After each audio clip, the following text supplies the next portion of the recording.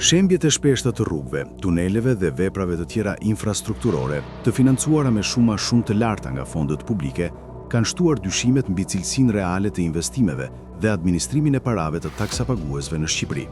Probleme serioze shfaqen vetëm pak vite pas inaugurimeve, duke vënë në diskutim standarde teknike, por edhe gjithë zinxhirin e prokurimit publik, nga projektimi deri te mirëmbajtja. Në një intervistë analitike, eksperti i ekonomisë dhe drejtori ekzekutiv i Qendrës Shqiptare për Kërkime Ekonomike, Zef Preçi, shpjegon se ky fenomen lidhet me keq projektimin, mungesën e studimeve të mirëfillta gjeologjike, supervizionin fiktiv dhe konfliktet e interesit. Sipas tij, shumë projekte hartohen pa verifikim në terren, ndërsa studimet e fizibilitetit janë shpesh të dobta dhe të orjentuara për të favorizuar interesa private të lidhura me pushtetin.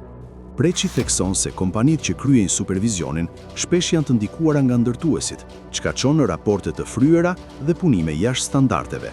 Ndërtimi realizohet me cilësi të ulët për të maksimizuar fitimet, ndërsa fondet publike përdoren për të ushqyer korrupsionin dhe lidhjet politike.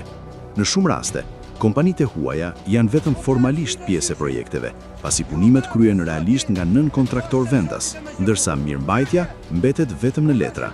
Sipas Preçit, kjo situatë është provë e qartë e kapjes së shtetit nga interesa private, ku fitimi privat ka pasur përparësi ndaj interesit publik.